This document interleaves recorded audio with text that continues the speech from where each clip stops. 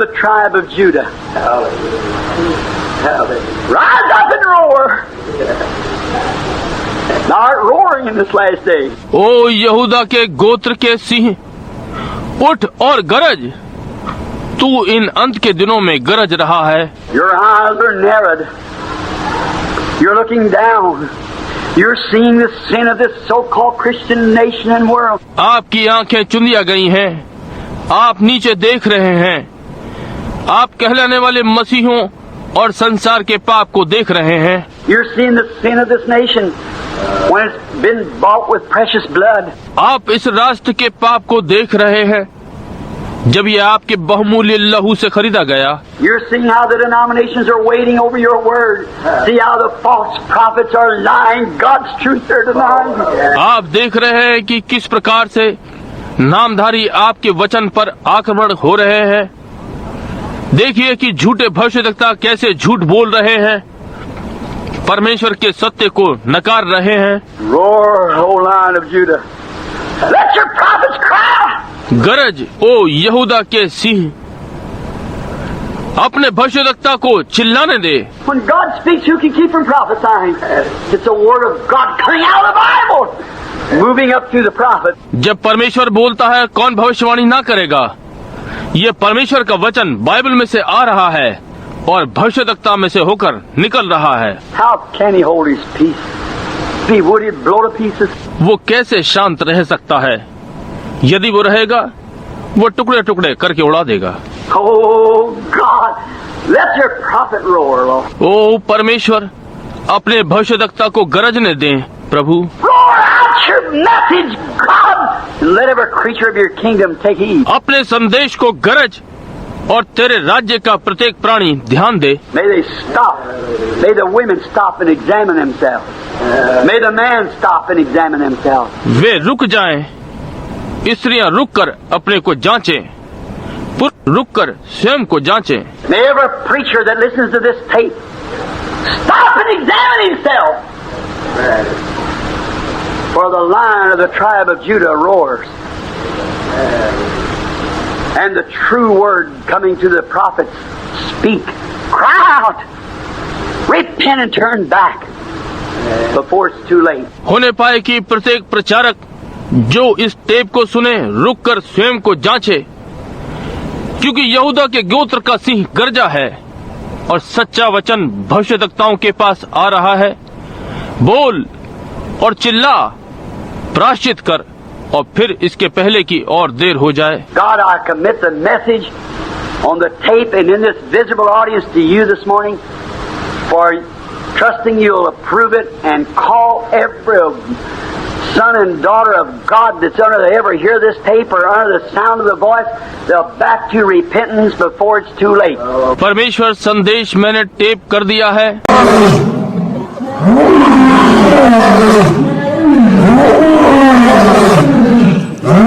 Moments ago, Israel launched Operation Rising Lion. कुछ ही समय पहले इजराइल ने ऑपरेशन राइजिंग लाइन शुरू किया है।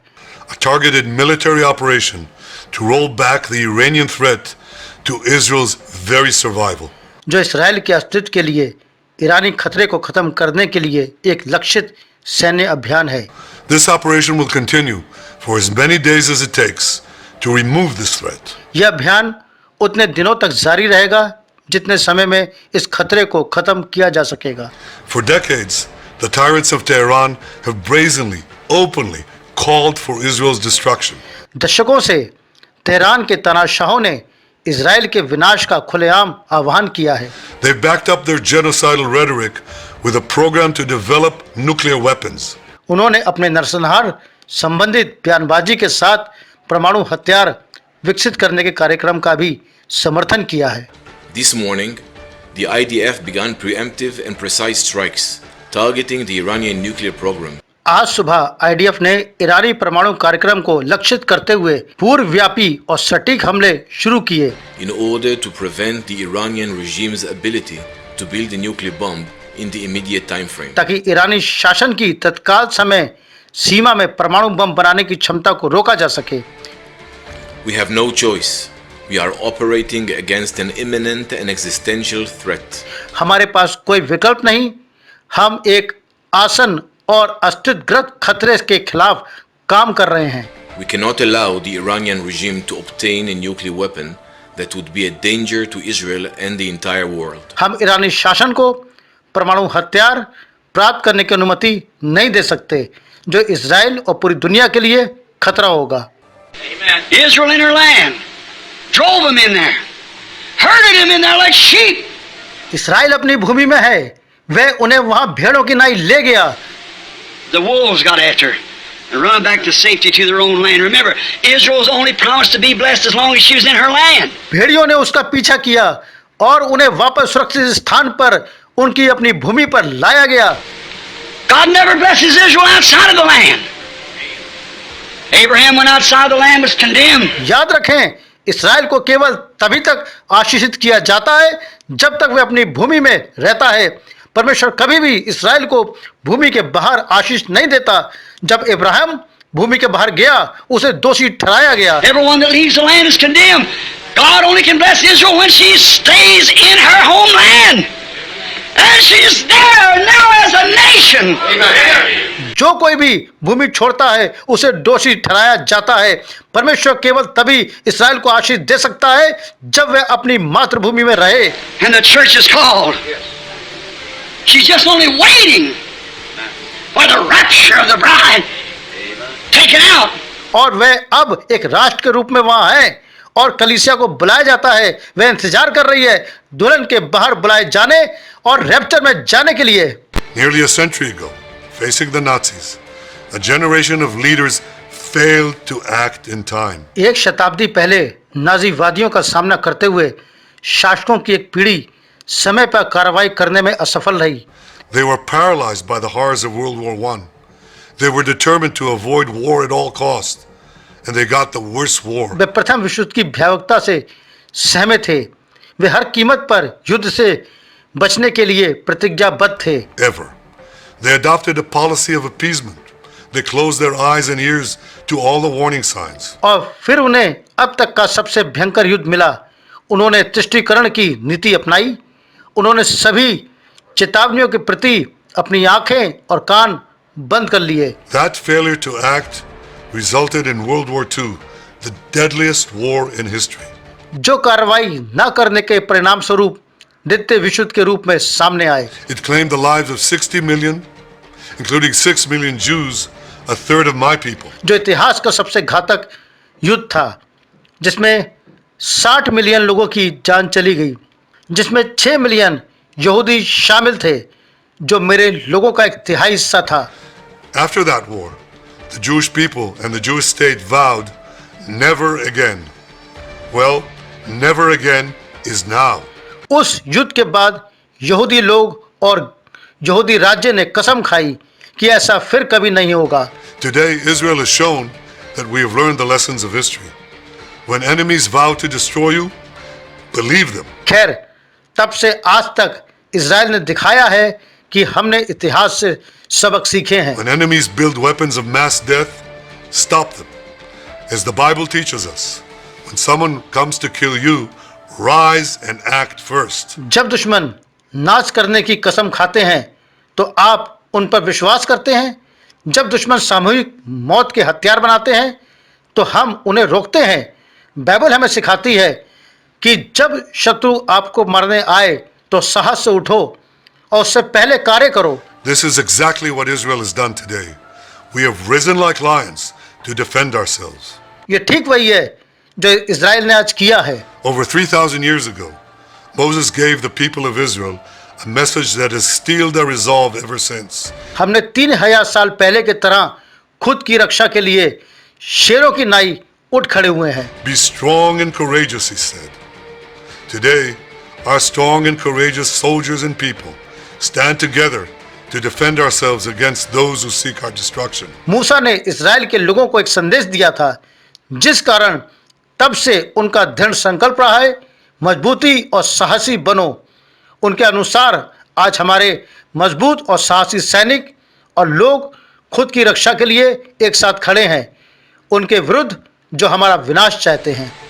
And now we know, we are aware, the earth has just went through some great birth pains. और अब हम जानते हैं, हम इसके प्रति सचेत हैं, पृथ्वी इस समय कुछ महान प्रसव पीड़ाओं से गुजर रही है।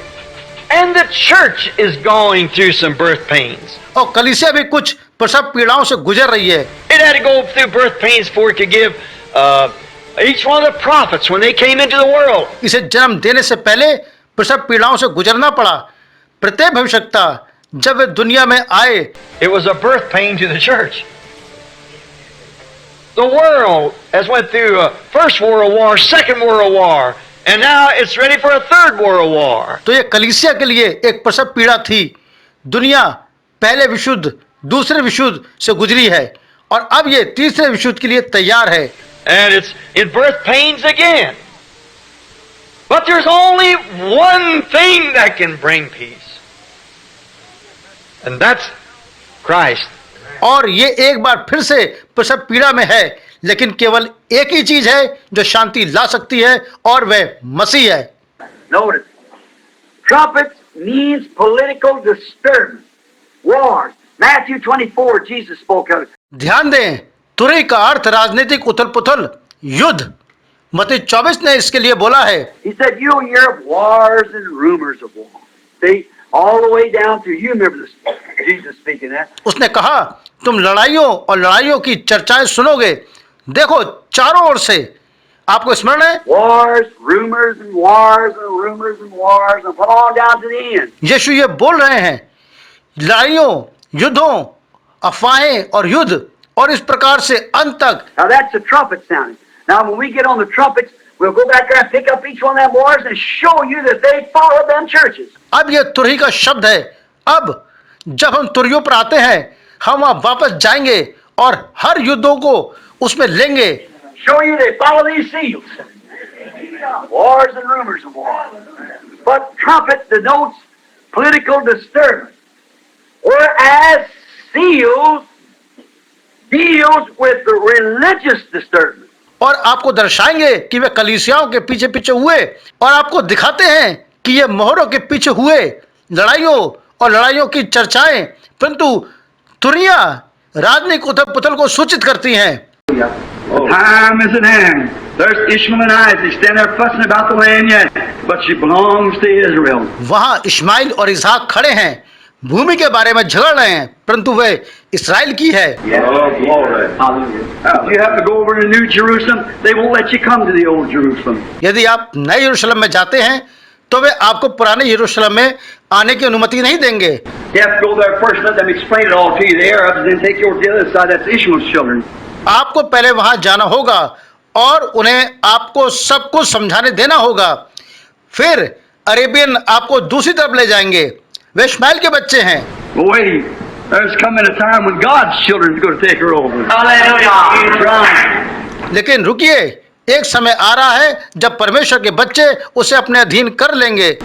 Jerusalem will be rebuilt again. Yeah. The daily sacrifice will be set up, and the Antichrist will make a covenant for them last 7 weeks. ये सही है, यरूशलेम का फिर से निर्माण किया जाएगा, प्रतिदिन की बलिदान की स्थापना की जाएगी और मसीह विरोधी उनके लिए 7 सप्ताह तक चलने वाली वाचा बांधेगा। And in the midst of it, he'll break that covenant.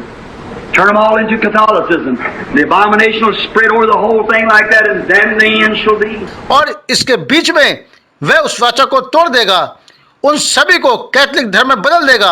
इस तरह घृणा सभी ओर फैल जाएगी और फिर अंत हो जाएगा।